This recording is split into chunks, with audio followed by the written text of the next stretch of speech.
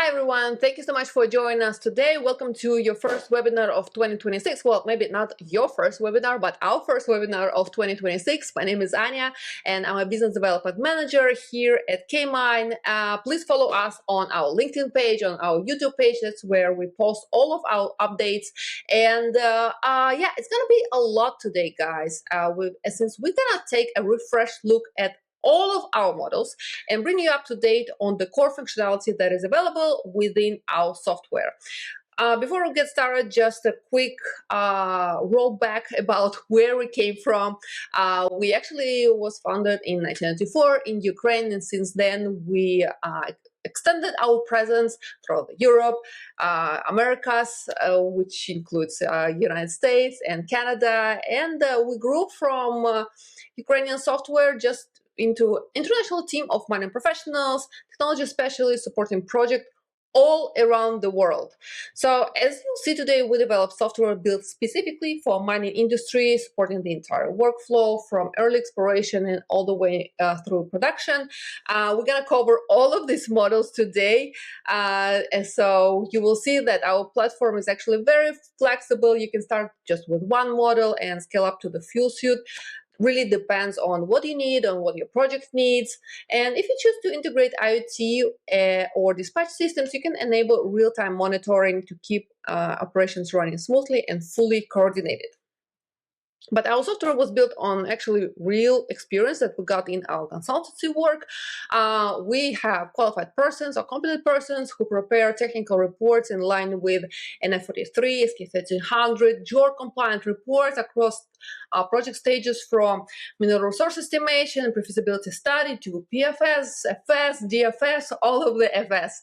And we work across a wide range of hard rock commodities with a strong focus on critical minerals. So if you'd like to explore how we can support your project, please leave a comment below or reach out to us through our contact form on our website. So here's a quick overview of today's agenda. It's gonna be a lot, guys. I'm gonna tell you from the beginning, it's gonna be a long one. So grab your coffee, your tea, and get comfortable because today we're gonna cover a lot of models. We'll start with geological modeling fundamentals, moving from raw exploration data to reliable geological models. Then we'll cover block model creation, how to choose the right model for different mining scenarios. That will be followed by geostatistics, including grade estimation, variography, and resource classification. Next, we'll look at mining data import and database management, building a unified system for production and planning. And from there, we move into open pit optimization, defining the optimal final pit limit based on economical and technical constraints. We'll also review strategic mine planning and production scheduling. That includes scenario analysis and long to short-term planning. And then we'll touch on final pit design and slope stability analysis along with the drill and blast design and performance evaluation. And later we move into our underground mining which includes underground mine design and optimization. And that includes extraction blocks, ramps, stopes, and ventilation networks. So, okay, start from the beginning. All of our models, K-Mine offers solutions for processing exploration data and building geological models. With our database, you can manage the full workflow from importing, creating, and validating relational databases to performing statistical analysis and generating charts, identifying outliers, applying declustering and recalculating composite samples. In other words, we give you the tools to move from raw data to confident structural geological information all within one integrated system. So in the latest release, we actually enhanced our visualization tools for displaying sampling results from mine workings and expanded functionality for quick database access. So now you can filter data, scale text, adjust key intervals parameters, all without needing to open the database itself. So this makes a data review faster, more flexible, and much more efficient in your daily workflow. Our implicit modeling functionality allows you to build surfaces and solids, model faults and vein deposits, and perform advanced mineral modeling. We use a radial basis function, specifically RBF multiquadric, combined with Marching cubes method to generate accurate geological forms. By applying interpolation functions, the system calculates values in unknown points based on known drill hole data. This allows you to define geological boundaries with precision.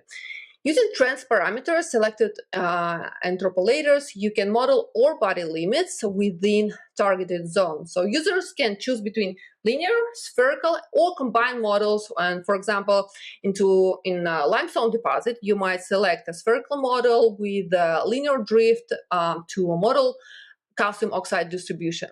So you can calculate variograms, define value ranges, and generate wireframe surfaces accordingly. And the system supports 3 solid creation options based on value ranges, above a threshold or below threshold. And as a result, you generate a structural set of wireframes and solids, each automatically named according to its numerical range. This numerical modeling approach is suitable for a wide variety of deposits, from polymetal porphyry systems to large ilmenite placers. And within our cross-sectional visualization tools, you can analyze modeling results in any direction, compare composite drill hole values to section boundaries, evaluate different iterations, and refine wireframes as new data becomes available. With K-Mine, you can also analyze the spatial interactions between wireframes, surfaces, and other objects using our enhanced custom view modes, simplifying many routine 3D modeling tasks. For example, if you imported a point cloud and need to generate a series of underground sections, you can define the number of sections and the spacing and automatically create a full set of custom views. And using the Activate Tunnel Section tool, you can control the visibility depth of object within a corridor. So all visible layers, whether point clouds, drill holes, solids, or block models, will be displayed accordingly. If you need quick access to a specific view, simply open the view table, select the required row, and navigate instantly. And you can also lock the view scale, fix the center, and adjust additional display settings.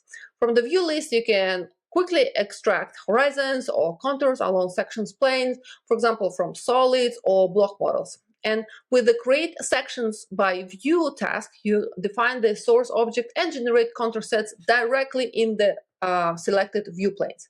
The same functionality applies to surfaces. For instance, if you have a pitch surface and you need a vertical profile along the defined line or a horizontal section at a specific elevation, you can generate it just a few steps. So available modes include view by direction, view by 3 points, view by objects, and view by azimuth. By adjusting the view range with your mouse scroll, you can visualize the pit surface at a specific depth. And with a view by objects, you can clip and isolate portions of an object behind the section plane for clearer analysis. The new fault system modeling feature allows you to quickly build framework models of faults and the entire fault systems. For example, if you have fault traces mapped at surface with a known strike and dip, you can draw them in the plan view and project them into a selected surface to assign accurate Z coordinates. With the fault system modeling task, you can automatically load a list of faults and define azimuth and dip for each one. And you can also constrain the model using an upper boundary, such as topography or another limiting surface. If no upper limit is defined, the system generates the model within the general boundaries. The sequence of faults in the table is also important. For each fault, you can define relationships with the neighboring faults and specify the interaction type. You can also automatically generate solid blocks between faults.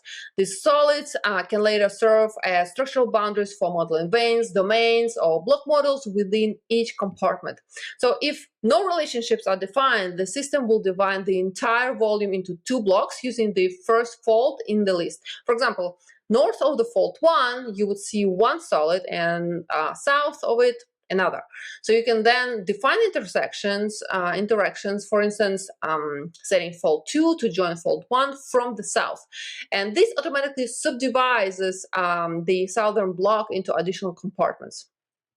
If another fault intersects the system, then you can define how it connects, whether it joins from the west, south, or another direction, and the model updates accordingly. So in the end, you generate a structured set of solid blocks that clearly represents the structural relationships within the fault system. These fault frameworks can be then used in the next stage of deposit modeling, for example, when building vein systems or structurally constrained block models. So this functionality introduces a new approach to modeling narrow vein deposits using drilling data, digital terrain models, fault framework constraints, and additional point and linear objects. It enables the creation of precise 3D surfaces for the footwall or hanging wall of each vein, and the option to combine them into solids representing integrated vein systems. The workflow also supports the use of trend parameters during surface modeling, providing a greater geological consistency and improved structural control. Although all 3D block models share the same functional fundamental structure. They all include block centroid coordinates, overall dimensions, and attribute fields. There is a significant variation in how they are constructed in the geometry of the elementary blocks.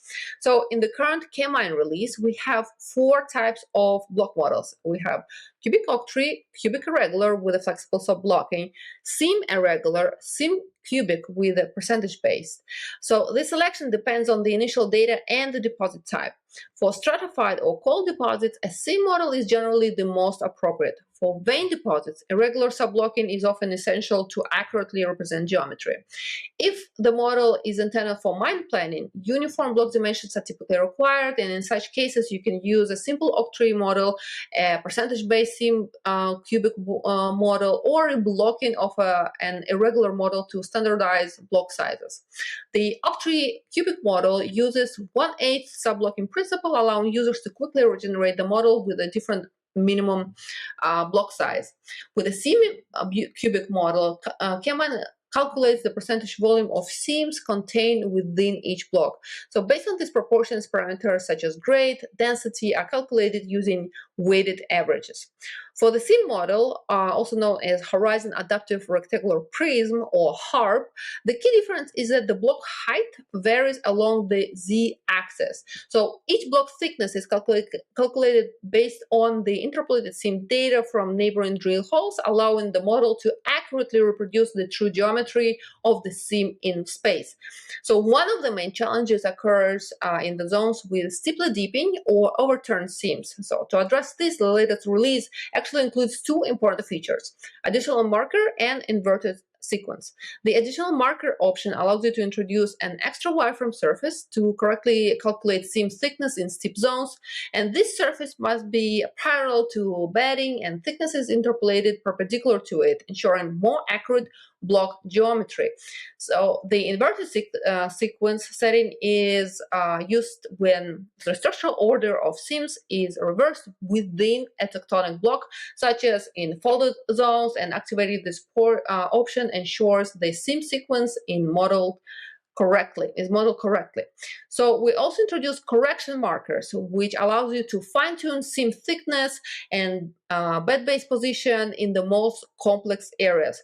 By adding wireframe surface into the seam base, the algorithm incorporates its triangulation points directly into the block model generation process, which improves structural accuracy.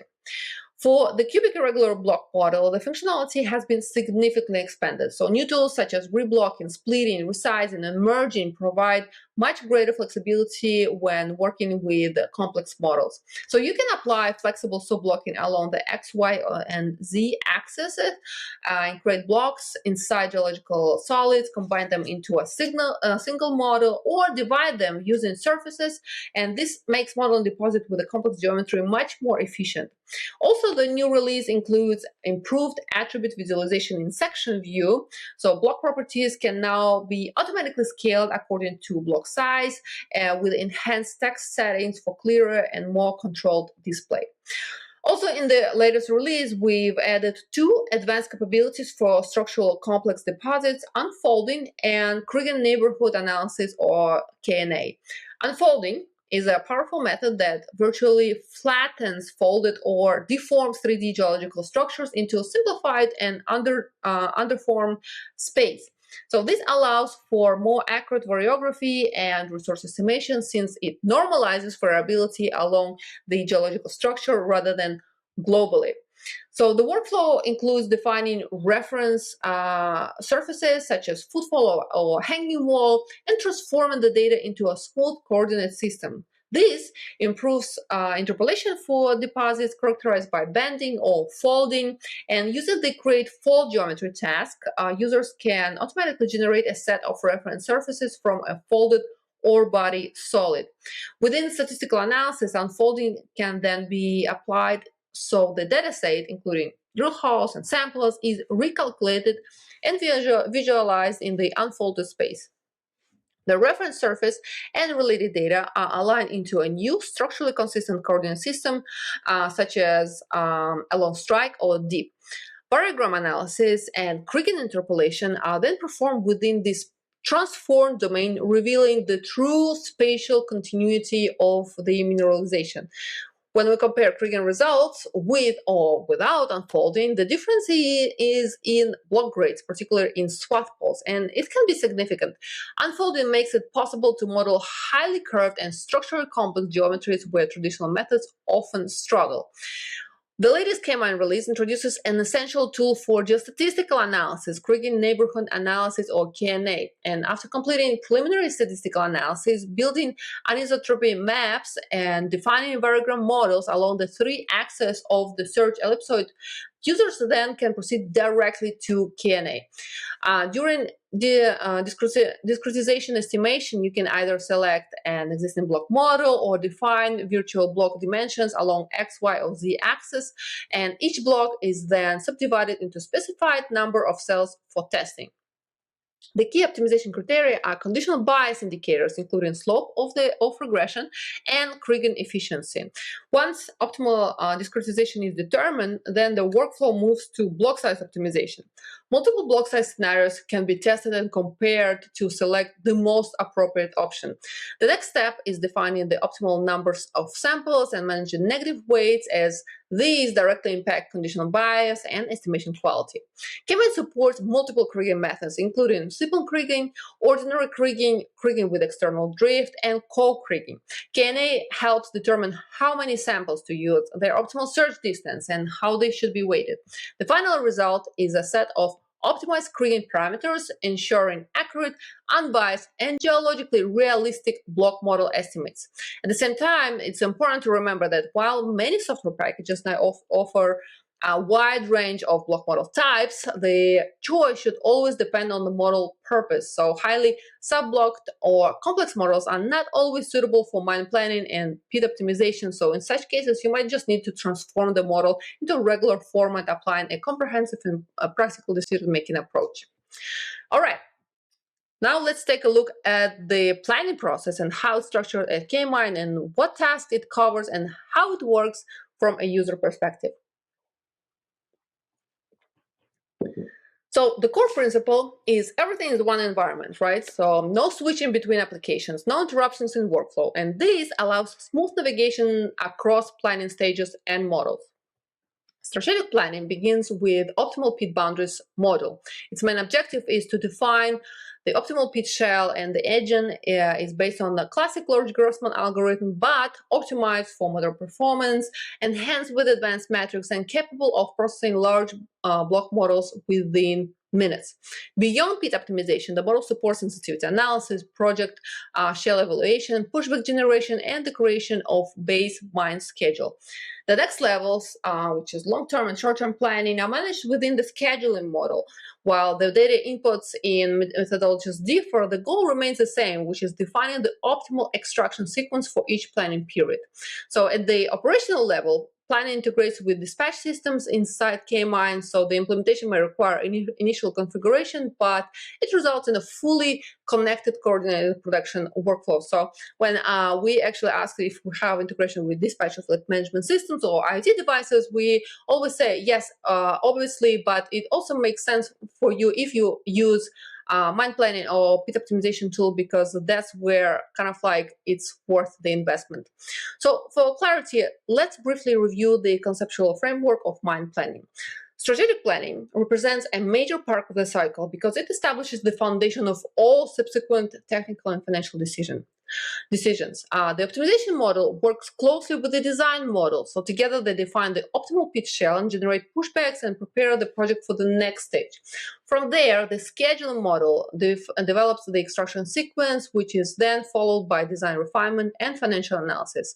In practice, 3 core models cover the full mine planning cycle, from identifying the optimal pit limits to evaluating the project's financial attractiveness. So transitions between stages are seamless and operating as a single integrated workflow within a clear environment.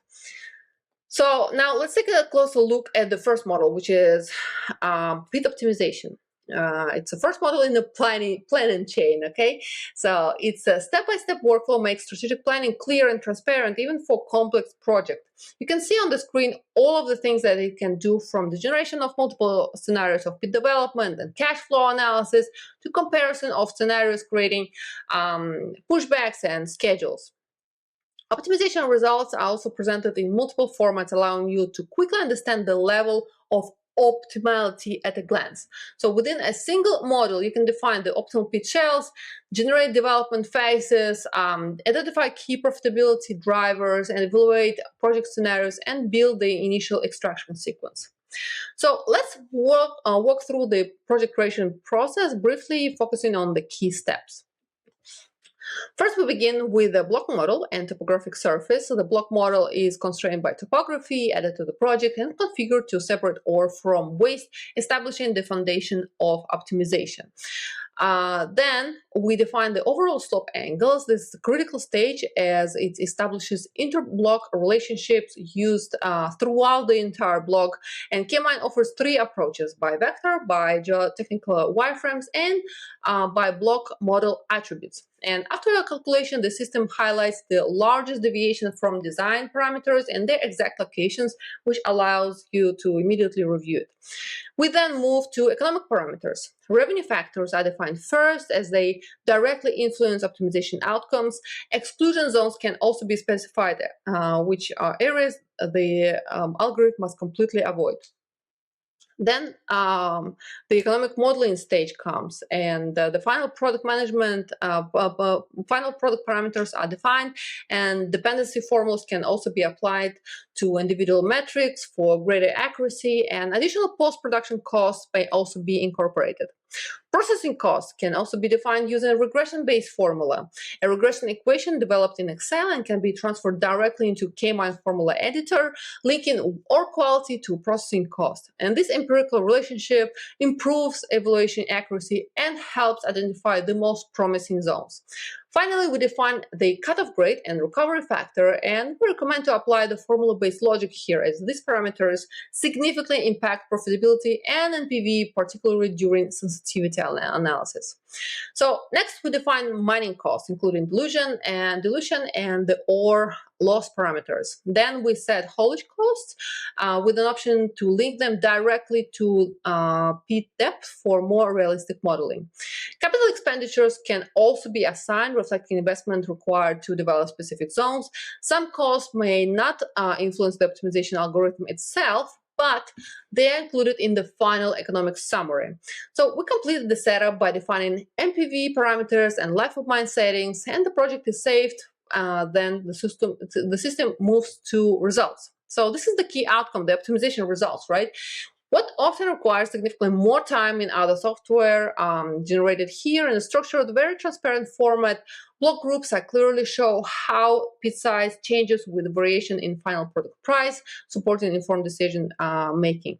And the results can also be reviewed through charts like tables. They offer multiple display modes, which each providing a different analytical perspective. And you can select the appropriate revenue factors. And it's actually critical. The system provides comprehensive data set with the guidance to support an optimal decision. So Let's return to the table and focus on APV metrics. It provides a clear indicators of long-term project attractiveness. Identifying the revenue factor with the highest MPV is straightforward. However, it's important to review the other metrics as well. They often provide critical context and support more balanced decision. The output of strategic planning is a wireframe generated from the selected revenue factor. This becomes the foundation for the next planning stages and represents the key objective at this step. The logic behind defining the optimal pit shell is clear and structured, and once the required input data is properly configured at each stage, it just becomes clear.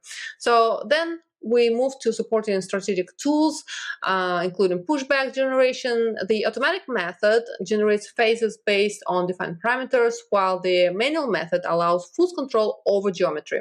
In practice, the most effective workflow to begin is to begin with automated generation and then apply manually refinement using guidelines to achieve the desired result. So we add polylines to the project, run the calculation, and review the results from the different perspectives. Once the geometry is confirmed, we export the wireframes and move to the design stage, including development of the whole road network, concept, and related elements. Scheduling with the optimization model is based on block groups created at the intersection of benches and the optimal pit shell. After setting the target parameters, the system generates wireframes, block groups, tables, and assigns blocks to periods directly within the model. Next, the sensitivity analysis. This is not a forecast. It's a series of full recalculations with each scenario evaluated independently. So the results clearly show how variations in individual parameters impact profit and MPV, helping identify the most influential drivers. We also have additional tools for evaluating the ultimate pit shell and the alternative design options. These are typically applied after the detailed pit design has been completed. So now we move to the model responsible for design tasks, including pits, infrastructure, and various engineering structures. This is the one of the core K-mine models, because the foundation on which the system was originally built. It includes wide range of tools designed to simplify and accelerate routine engineering work. This model allows you to work either with individual elements or generate large-scale designs, such as ultimate pit shells or waste dumps, within a single automated workflow that accounts for multiple parameters. At the same time, the manual approach remains precise and flexible, so each element can be created independently, offering full control and detailed customization when needed. So you can see the key elements handled with the manual design approach, which are fundamental and yet critically important components of pit engineering. This includes crest and berm construction, haul roads and ramps, wireframe creation, volume calculation, cross-section generation, and more. These tools support projects at any scale and complexity, providing precise control over every design element. The automated approach, though, often draws the most attention, and for good reason. It stands out for its simplicity and versatility, and the plugin supports pit design from top bottom or bottom top, as well as waste dump design, with a broad range of settings to significantly reduce design time. As a result, you get a clear and structural optimal pit design in just minutes, and even more complex configurations can be completed under an hour. So the dynamic design plugin supports construction from multiple lines at different elevations or from a single line combined with a bench list. Before starting, it's important to review the work area from multiple perspective and define the core design concept. If an optimal pit wireframe is available, it can be used as the base for generating contour lines by elevation. All you need is a list of benches, which can be created in semi-automatic mode. And once generated, contour lines can be smoothed to define parameters with a single action and added to the bench list. All lines are stored within the project and can be adjusted, replaced, or removed at any time. We had the first haul road, and initial iterations may be approximate. Refinement of all becomes more precise as geometry develops. Once the road layout concept is defined, modifications are instant. You can add switchback, widen or narrow the road, terminate its development, merge multiple roads, all supporting flexible design control. The number of roads is unlimited, so you just need to maintain logical connectivity between pit areas and ensure optimal access from the surface. For a quick project assessment, we simply add the topography, select the block models, and calculate volumes. For verification, we can display the exact portion of the block models involved in the project, and this gives us immediate visual control. The construction results are available in several formats: project wireframe, solid, resultant wireframe, and project lines. So you can choose the format that best fits for your workflow. Because everything operates in a unified environment, tools from other models such as cross-section or element comparison are always accessible. So the resultant wireframe combines the design with the actual state presented in a consolidated wireframe format for clearer evaluation. We've also introduced a low boundary constraint wireframe. This is particularly effective for tabular deposits, eliminating the need for manual pit floor trimming. Waste dump design, whether interim or final, requires only a single base contour to define the geometry. The principle is similar to pit design, but with an upward tapering geometry. We add whole rows and constrain top tier as required depending on the project parameters. For topography, we simply select the pit design result, and this allows both projects to be combined into a single integrated model. In just a few minutes, we generate both the ultimate pit and the waste dump designs consolidated within one wireframe environment. The workflow is structured, efficient, and pretty straightforward, if you ask me, and resulting in returning to the optimization project, it will allow us to review additional capabilities. For project shell evaluation, we select the required wireframe in the layer editor, and the analysis is ready to proceed.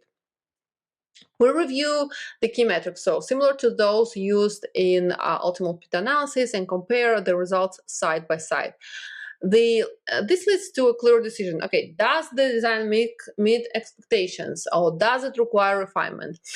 The design results can be compared directly with optimization calculations. We select the relevant revenue factors and project variance, and all data is consolidated into a single table or chart. For multiple scenarios, 5, 10, or more can be evaluated simultaneously to identify the most profitable option. For more focused analysis, we compare only the target shell and the achieved shell. This gives you a tool that doesn't just simplify your work, it generally helps to determine the optimal pit. So we've already covered strategic planning and pit design. Now let's move to the scheduling component, how it is organized within our environment. So the scheduling model covers all stages of open pit mine scheduling. The difference lies only in the parameters and approaches used to reach the objective. Working with pushbacks supports long and medium-term schedules. Building on previous scheduling results allows transition into short-term planning. And the primary goal of the model is to define the optimal extraction sequence while meeting the target constraints. It also calculates haulage distances by period. So then, underlying principle is to minimize TKM, ton kilometers metric. So let's review the different approaches that are available in the scheduling model. We'll begin with a short overview and then move into a more practical example. So the first and most widely used approach for long-term and medium-term planning is the automated solution search. It is designed to achieve defined target metrics while strictly respecting operational constraints. The second approach is based on excavators and events. Each piece of loading equipment follows a defined event sequence, and that sequence determines the extraction order. Planning is performed through a direct manual control of the fleet. So the third approach also uses excavators, but without assigning them physically to specific areas. Instead, one unit is allocated per area. The mining intensity in each area is adjusted, and this defines the extraction volumes for each period. And these methods are not mutually exclusive. They can be combined to achieve the most effective scheduling result. So every mine planning engineer is looking for the right tool to meet the project demands, and in this section we'll review the scheduling approaches that are available in K-Mine. So there are three distinct approaches built around two main directions, automatic and manual scheduling. Within the manual direction, we'll look at two structural methods for achieving planning objectives. The first step is setting up a project in the scheduling model. So import the block model, define mine areas, and specify how they will be mined. Clarify your objectives. For long-term and medium-term planning, the automatic solution search is typically the most efficient option. So just define your target parameters, then the system determines when, how much, and what material should be extracted to meet those goals. Targets can be grouped and prioritized, and mining sequences can also be adjusted manually within the automated workflow. The results are presented as block sets by planning period. So for each interval, you can review the remaining rock mass and adjust priorities for the next stage. Each period, individually or combined, can be visualized through charts or diagrams. And charts simplify show interpretation of planning results, and output may also include wireframes or polylines for each planning period. And this approach is particularly effective for long and medium-term planning based on target parameters. So the next approach is applicable across all planning horizons. Its focus is defining when and how much material is extracted from each mining area. You work with extraction units, so representations of mining intensity per area. Intensity is adjusted manually through events. You define required productivity levels for each area over a specific period of time, and then evaluate performance using diagrams. If ore production is insufficient, then just increase intensity where capacity exists. If additional waste removal is required, then you just activate a new mining area. For a more complete planning picture, you can integrate haulage routes. When transportation is included, you should always configure material receiving points and their requirements. This significantly increases the level of detail in reporting, and the results are presented in tables covering the deposit development across all planning periods. Of course, data is broken down by excavator, by mining area, by bench, and by interval. So transportation reports include loading points, dumping points, material types, and route categories. And in the end of the transportation report, you'll get a summary for each period, including all haulage elements. Each calculation period generates its own unique block set. It reflects the specific mining conditions of that interval and can be displayed independently. All results can be exported as wireframes and polylines. So the third approach is the most detailed. It is the best suited for short-term planning and in some cases medium-term planning as well. The concept is pretty straightforward. So you position real excavators with actual equipment count and productivity across the pit. You define all potential working locations. Through excavator events, you establish the sequence of equipment movement as areas are mined. As with the previous method, the haulage network can be integrated for more granular planning results. So the resulting mining sequence will differ from earlier approaches because the extraction intensity has been adjusted across areas. The pre-configured chart tabs provide clear visualization of the planning concept, and graphs make comparison easier than tables alone. You can export the results to Excel for deeper analysis, but charts clearly show whether targets have been achieved. If you need to adjust something, you can just modify equipment allocation and the impact evaluated immediately. So this approach supports development of both long-term strategic plans and short-term operational schedules. The three approaches presented here are a foundation. So there are no strict limits. Everything depends on your strategy. So you need to define your scheduling paths, build alternative plans, compare them, and select the optimal one.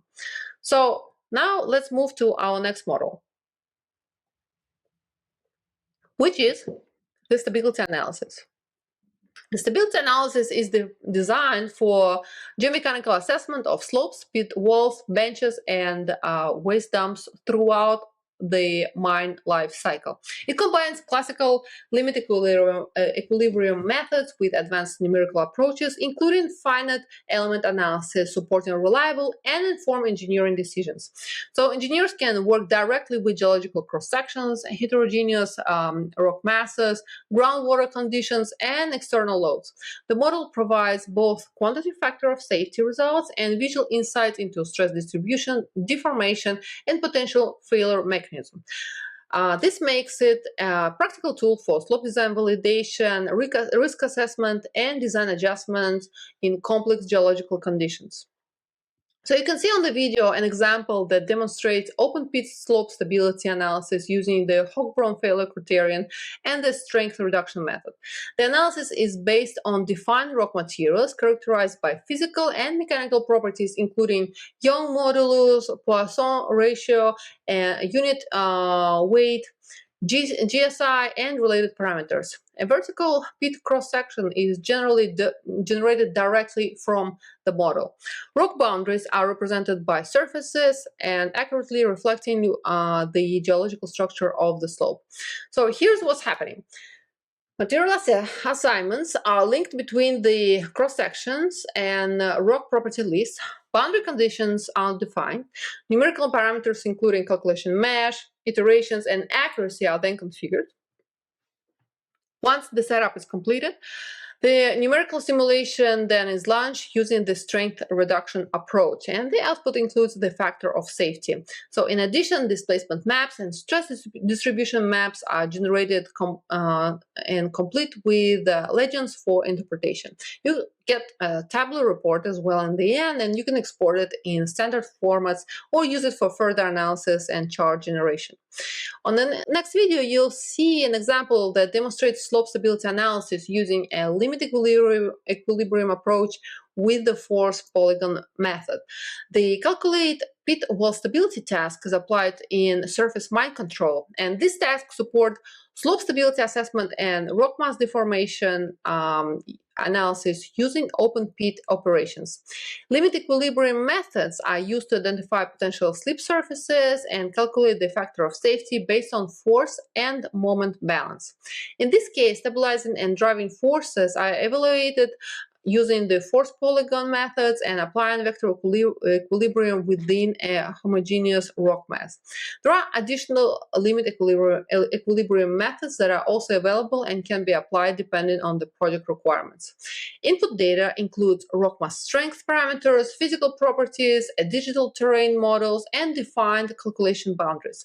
To establish the calculation zones, the two supporting boundary polylines are created perpendicular to the bench crest. This method supports analysis of scenarios where sliding occurs along weakness surfaces, such as faults, and allows inclusion of groundwater conditions. Results include the calculated factor of safety and defined failure prism. So you can add these outputs directly into the report and export it in usual formats, including PDF. So let's check out the next task, which is the calculate stability of heterogeneous wall task. It is designed for analyzing pit wall stability under complex geological conditions where rock mass heterogeneity plays a critical role. It supports engineering decisions focused on slope stability and operational safety and reliable mine performance. The analysis is based on classical limit equilibrium methods using Bishop simplified, jumbo, or force polygon. These methods allow flexible evaluation of different stability scenarios and provide a reliable factor of safety estimates. Depending on geological structure and selected strength models, the workflow begins with creating an engineered geological cross-section in the area of interest. In this example, the section passes through an internal waste dump, but the approach applies to any pit wall. Geological units are defined on the section and assign geotechnical properties using the built-in material database. Both Mohr or Hochbrunn strength criteria are supported here. So to reflect geological complexity, you can introduce a weak layer to represent potential failure surfaces. A groundwater table can also be defined to account for pore pressure effects. Surface loads are configured separately, and this may include static or dynamic loads such as equipment, stockpiles, or infrastructure. Once all parameters are defined, you see the calculation is performed. In the result, you get a factor of safety, the potential failure wage, or a load distribution output for engineering evaluation. All right, let's move on to our next model, which is the drill and blast design model. It is intended for engineering planning and design of drilling and blasting operations in the open pit mining. It provides tools to create and manage drill patterns, define hole geometry, and calculating explosive charge distribution based on bench and face geometry. The model supports key blasting parameters, including powder factor, initiation sequence, and timing. All of these allow engineers to control fragmentation quality, energy distribution, and overall operation safety. All designs remain directly linked to the mine geometry. This ensures fast and consistent updates whenever bench geometry or design parameters change. So let's walk through a practical example. We'll begin with the training model. The first step is selecting the area for the blast block design. We created using the create drilling project task. And in this example, initialization is based on 3 bench edges, crest toe and all toe. This ensures the block geometry is defined correctly, accounting for both the upper and lower boundaries of the rock mass. For the all-toe parameter, we enter a value of 25 meters. This preserves the whole road berm and maintains proper pit slope formation. Next, we click Create Project Area, and the system displays the area where the blast holes will be generated. We then create the drill holes, and at this stage, the blast block is already formed. For clarity, we turn off the project criteria and wireframe and switch to top view and select the block. Now we open the Create Wiring Up Lines task, and the form appears. The first step is initializing the drill and blast block. We select the blast holes and use type by selected to initialize them. Next, we move to changeable object section, and here we define which blast hole properties will be used during the wiring process. In this case, we specify the layer for strong blast holes, and we define that delay timing will be calculated using a formula. We select the delay algorithm based on shock tubes, and we assign an in-hole delay of 500 milliseconds. This standardizes hole behavior while controlling the detonation sequence through surface wiring, and we then proceed to the wiring setup. We see a visual representation of the initiation schemes, and that is appearing.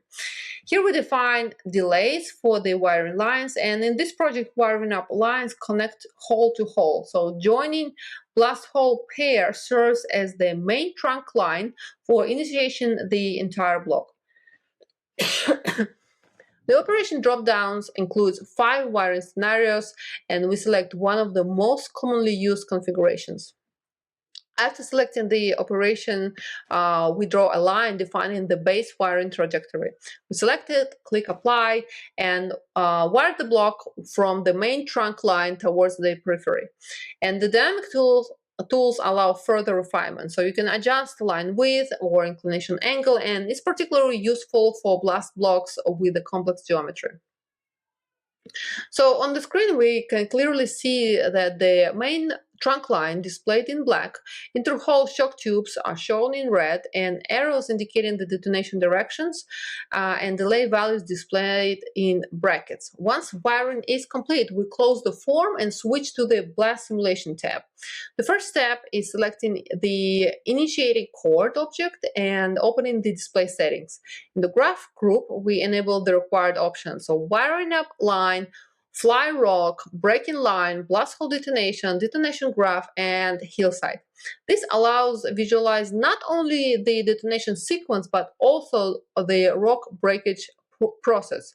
So below that, in the construction settings section, we configure the blast impact zone and safety zone, and we can define objects that must be excluded from the blast influence area.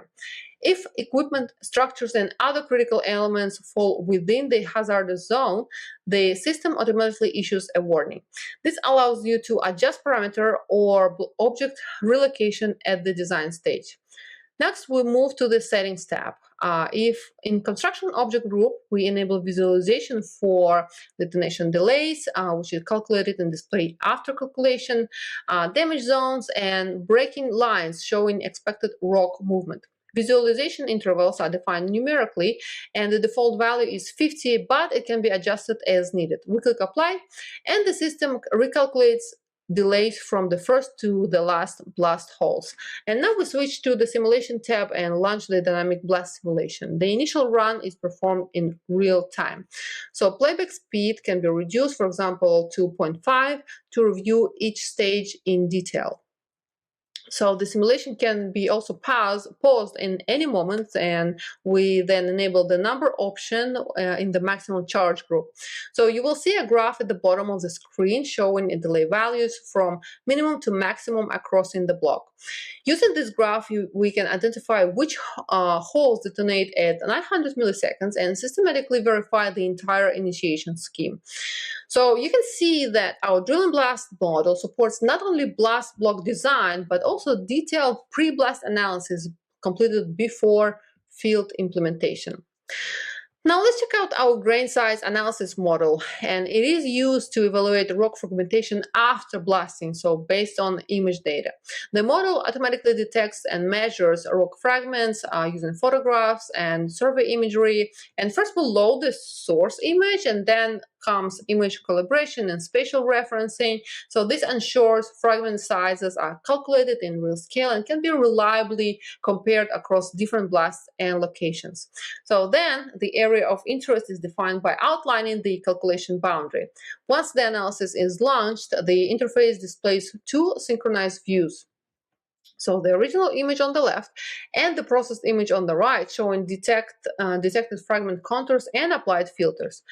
Accuracy depends on proper adjustments of processing parameters, including brightness, contrast, boundary sensitivity, minimum fragment size, density, and shadow and direction.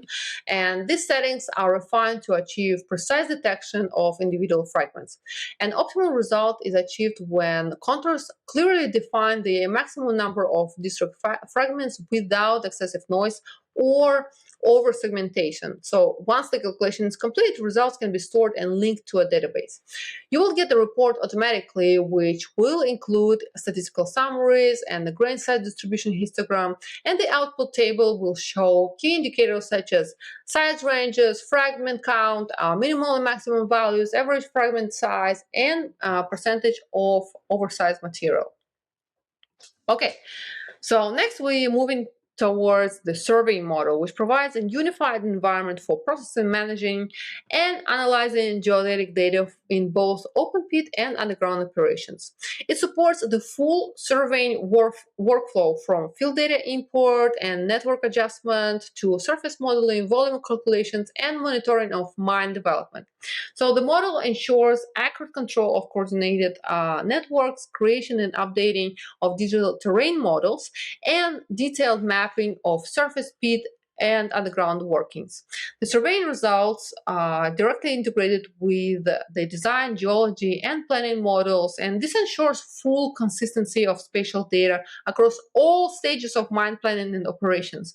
So as a result, the surveying model becomes a core tool for maintaining reliable spatial control, supporting production measurements, and ensuring data integrity throughout the entire mine life cycle.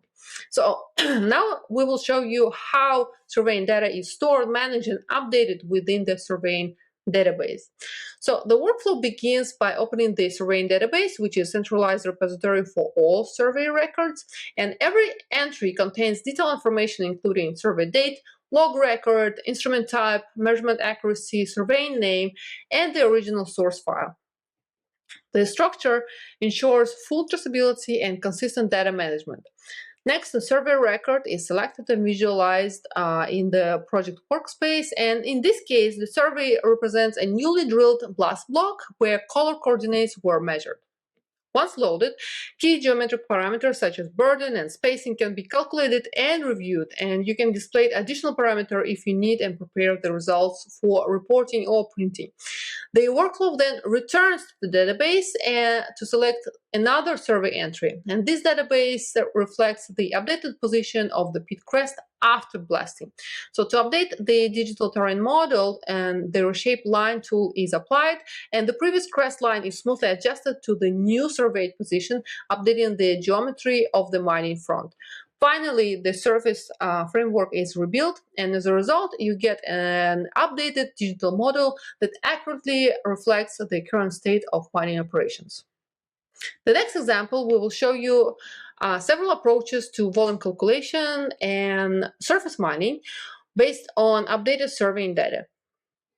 So the workflow continues from the previous steps, where the updated pit surface framework has already been created, and at this stage a solid representing a mine block and is added to the project. This solid reflects the volume between the previous and updated pit surfaces after excavation. To calculate the volume, we select the solid and launch the calculate volume task. This system automatically normalizes the geometry and computes the volume. You will see the results in the structure table, and this method can be applied to a single solid or multiple solids simultaneously, supporting batch volume calculations. In addition to solid-based methods, the model supports alternative approaches, which is one option is the vertical section method, where volumes are calculated using a series of cross-sections, and another approach calculates volumes between two surface frameworks, allowing simultaneous evaluation of excavation and fill. So if a block model is included, the system can also calculate tonnage and quality parameters for the material within the measured volume.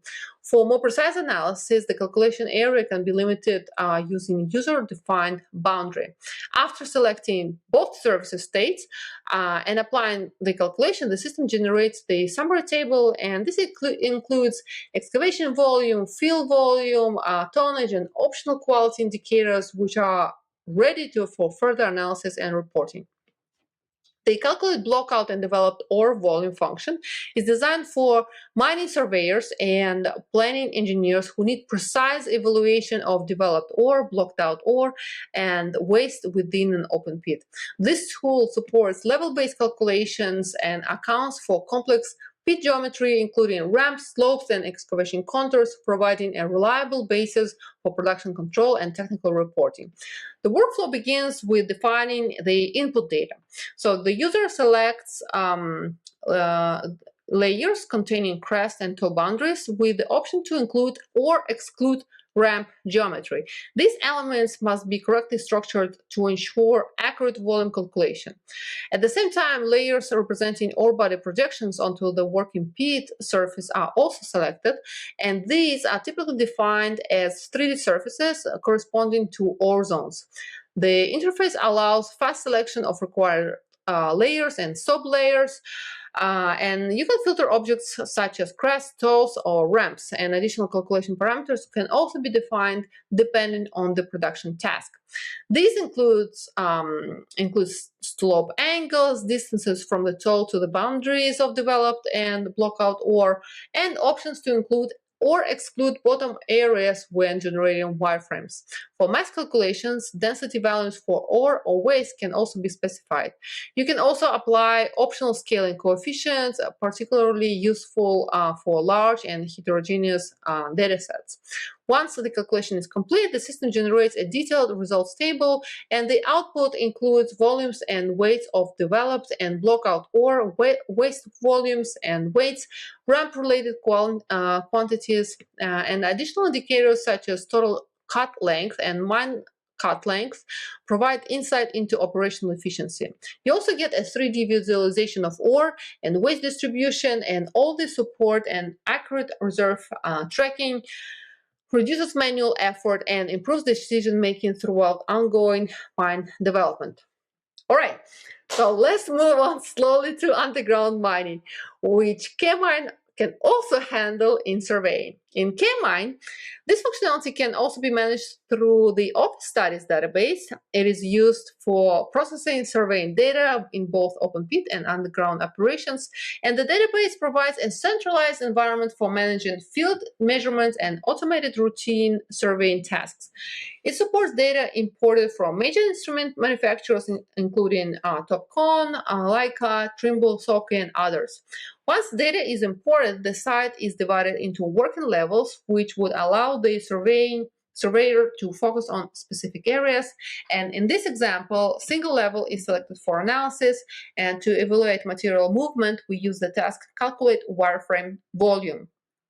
It computes the volume difference across the selected level, and it also supports simultaneous calculation for multiple wireframes, enabling efficient comparisons between survey states.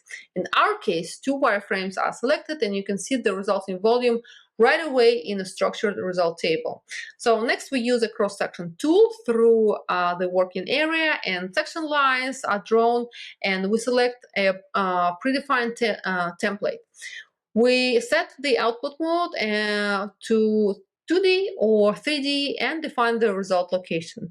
The generated cross-section shows only minor deviation in the zone. However, when a longitudinal section is created along the working direction, more significant differences become visible. This provides additional insight into excavation processes and surface changes. So diving further into underground mining, let's talk about stope optimization. It is designed for engineering level optimization of underground stopes, and its objective to maximize ore recovery while controlling dilution and maintaining strong economic performance.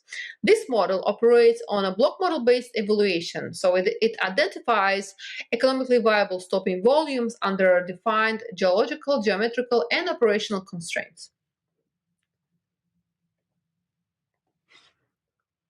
So the model supports different deposit types and mining methods. Engineers can configure stopes, shapes, dimensions, and economic criteria, including cutoff grade, value, and tonnage. You can generate and compare multiple optimization scenarios. Optimized stopes are visualized directly in 3D, and they can be exported for further underground planning, scheduling, and design validation. This makes the model a practical bridge between the geological model and the mine planning workflow. You can use this model if you need to determine optimal underground stope boundaries with the objective of maximizing ore recovery while controlling dilution and economic performance. First, you load a geological block model and then select the target qualitative parameters. The technological constraints like deep angles, cluster spacing, and stope geometry are defined based on the selected mining method. A built-in shape editor allows flexible customization of stope profiles, ensuring compliance with both mining and safety requirements. So next, we should configure the economic component of the scenario. The user selects the optimization method and defines the calculation and calculates the cutoff grade and adjusts clusters quantity factors and sets key economic parameters. In this example, grade-based optimization is applied using a fixed iron cutoff grade of 53%. An important step is to define limiting wall angles. So these parameters directly affect stope flexibility and are determined by mining technology and rock mass stability conditions. Dilution and ore loss are also incorporated into optimization process, and you have multiple options to ensure accurate volume estimation and alignment with the selected mining method. Once the calculation is complete, you will see the results as dedicated layers. Each block is displayed in random colors for visualization processes, but the optimized stopes can be used directly for underground design, scheduling, and production planning. But how do we determine which scenario performs better under real mining conditions? So let's walk through the process of comparing multiple stope optimization scenario and see how the K-Mine model supports informed engineering decisions. So first, let's set up the first optimization scenario. Connect the block model containing ore grade data. Then select the target valuable valuable component, define the stope geometry, and next we'll specify key parameters, cluster spacing, deep angle, and the optimization method. In this example, we apply a grade-based approach with a minimum cutoff grade of 53% iron, and then we define sidewall constraints, including maximum wall angles and allowable shifts. We also introduce dilution and ore loss parameters to reflect realistic mining conditions. And we run the calculation, and you'll see the results in the results table. Now, let's create the second scenario. We adjust selected economic and geometrical parameters and recalculate and evaluate how these changes affect recoverable volumes and grade. For the third scenario, we modify the cutoff grade, dilution, and loss parameters, and we can use this step to assess sensitivity to technological constraints. So after calculating all scenarios, let's compare the results. For that, we use sorting and grouping tools and the comparative bar chart. So the chart clearly highlights differences in mining volumes, grades, and losses and dilution. If you need to, you can export the chart and include it directly into technical reports for further analysis. So moving on to our underground design model, you'll see that it provides a parametric environment for creating and validating underground mine development geometry. You can use it to design levels, ramps, drifts, crosscuts, raises, and stope boundaries with full control over geometric parameters and engineering constraints. All development elements are created in 3D and directly linked to geological models, block models, and stope optimization results. This ensures spatial and technical consistency throughout the planning process. So the model includes tools for constraint-based design, clash detection, volume, and tonnage calculation, design validation, and the workflow helps you to evaluate alternative layouts, verify design feasibility, and prepare accurate engineering data for further schedule and ventilation and operational planning. So let's see how it works. We start with the excavation network design feature, and this tool allows you to quickly create a project for horizontal underground workings at selected levels. The initial data comes from the stoping blocks that were previously generated in stope optimization.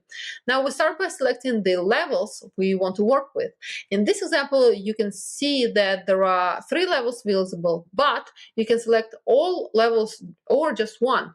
Next, we define the access point, in other words, the shaft. The system can automatically determine its location, but if a shaft already exists, it just simply specifies its position manually.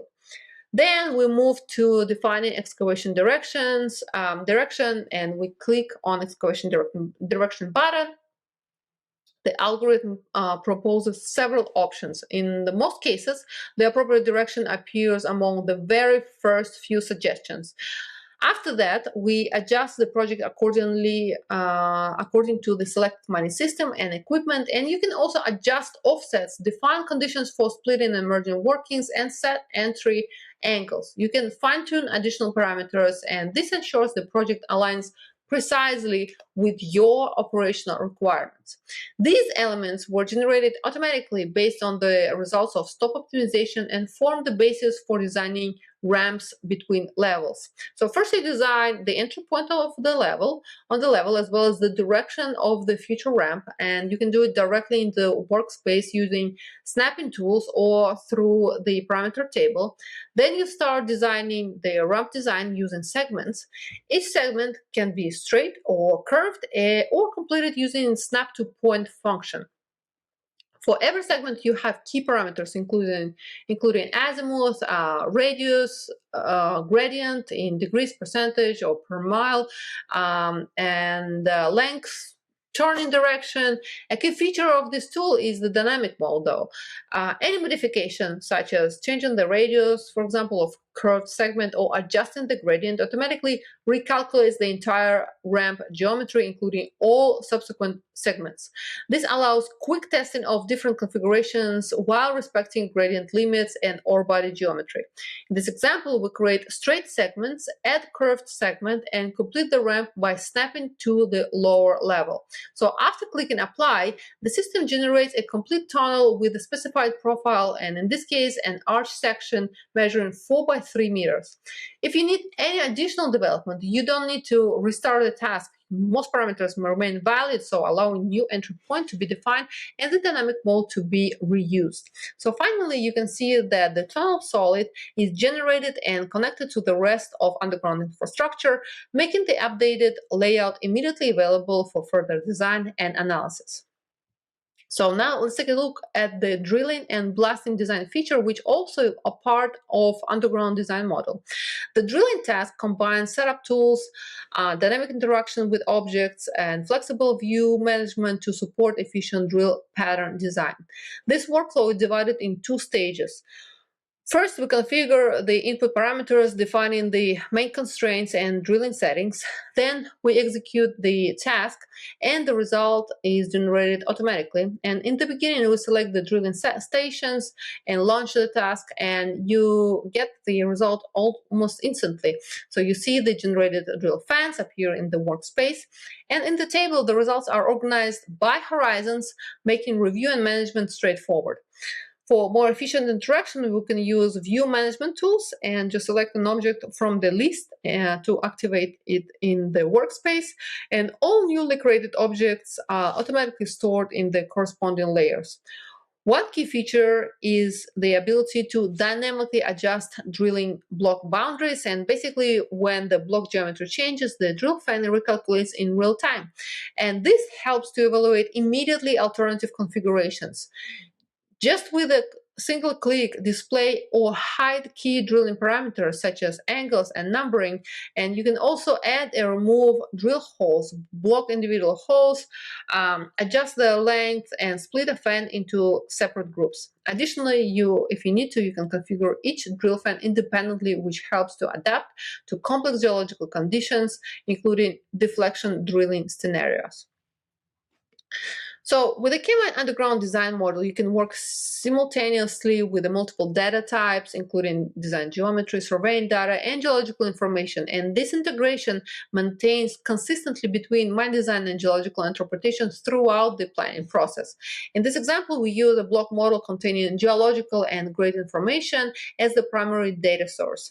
So the system provides tools to visualize, filter, and analyze both qualitative and quantitative parameters. So to focus on a specific mining area, you intersect the block model with the solid representing the design stope. And this operation isolates not only blocks located within the stope boundaries, creating a direct link between a geological model and the planned extraction geometry. Once separated by the stope solid, we activate the dedicated analysis task, and you can use these tools to evaluate or volume, tonnage, and grade distribution within the selected stope. So as a result, you calculate stope reserves directly from the geological block model and the actual design geometry. This all provides a reliable foundation for reserve estimation, further mine planning, and validation of underground design decisions. So this entire workflow includes 2 related tasks that is used to estimate the quantitative quantities of materials required for underground support system. The process is based on support passports. So they define the support type, the geometry of mine working, and the composition of a single support set. So you can create passport directly within the system, or you can load them from the existing templates. So this allows standardized support configurations to be reused across multiple workings. And once you define support passport, you should assign it to selected underground workings such as crosscuts or drifts. This way, you are created a direct link between working geometry and the selected support scheme. And once you do that, run the support material calculation task. The system calculates the total number of required support sets and determines material quantities and tonnage for all support elements. If multiple workings are included, then the system automatically aggregates results into a consolidated summary. And as usual, you can export the calculated data in standard formats and use it directly for material planning, cost estimation, and preparation of technical documentation. So now we have a few other models that I want to highlight, and especially when we talk about underground mining, it's important to discuss ventilation system. So our ventilation model is designed for engineering level planning and analysis of underground mining ventilation systems. You can use it to define ventilation networks based on actual mine geometry using drifts, raises, and shafts, and to model airflow behavior throughout the mine. Here you can configure fans, regulators, control elements in detail, and you can also calculate airflow distribution, pressure losses, and overall network balance. The model also provides tools to analyze gas and contaminant distribution and to evaluate the impact of different ventilation scenarios.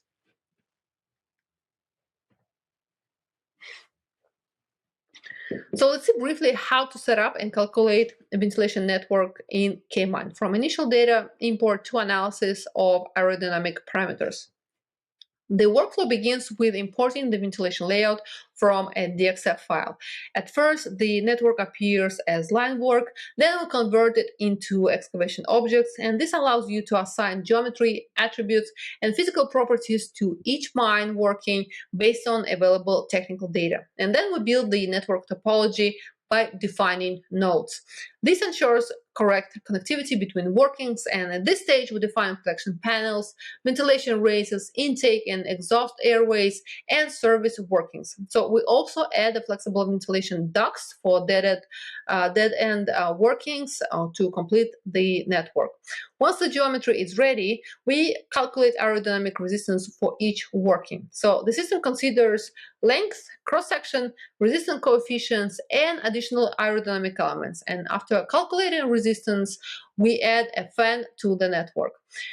Using fan performance data, K-Mine evaluates operating mode and calculates airflow distribution throughout the mine. Dynamic airflow labels appear for each working, allowing quick verification against the ventilation requirements. In this specific example, the initial fan configuration does not provide sufficient airflow in several dead-end workings. So we select a more powerful fan and recalculate. And now airflow increases across the network, and we can evaluate compliance with the ventilation design criteria. Now let's take a look at how you can manage airflow distribution within the ventilation network. You can do this by using ventilation doors, and for each door we define the required aerodynamic resistance, and then we install doors on selected workings so we can restrict airflow in certain direction and increase it in others. So as a result, for example, airflow in working number 10 reaches 74 cubic meters per second, and at the same time we meet the regulatory airflow requirements in the dead-end workings. So you can see that all key aerodynamic parameters are consolidated in the calculate ventilation system task. Here you can review air consumption, airspeed, dynamic resistance, and additional resistance, depression, and other indicators for each working. And of course, if you need to, you can export the results in Excel and use them directly in the project or reporting documentation. Finally, the infrastructure model serves as a centralized digital register for managing mining infrastructure across both surface and underground operations. We store all infrastructure objects within a single system using geometry, technical parameters, status, and complete lifecycle history. We can link drawing, passports, photos, and documents directly to each object and reference them spatially within the mine layout. Also, we use built-in tools for change tracking, reporting, and data export to make sure that we have control over infrastructure asset.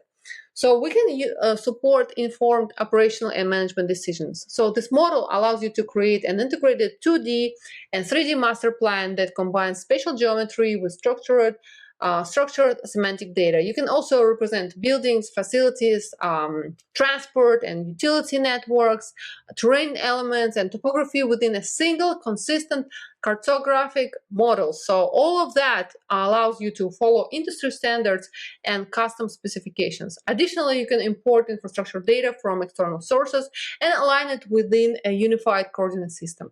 This ensures spatial consistency across the entire site. So if we talk about object parameters, you can enrich it with technical attributes stored in the centralized database. So this way you can shape a comprehensive digital register of all infrastructure assets. And of course, you can also link infrastructure elements to drawings, documents, and photos, maintain full transparency and lifecycle tracking, and navigate quickly between database records and spatial objects to simplify analysis and control. So as far as the reporting tools, you can use them for basic 3D modeling, reporting, integration with external systems such as ERP platforms, and all this makes the infrastructure model a reliable foundation for infrastructure planning, monitoring, and operational management.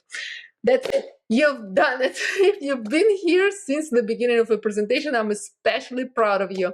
And if you come into Toronto for PDAC, please stop by our booth. The number is 6625N in the North Building, and our team will be there.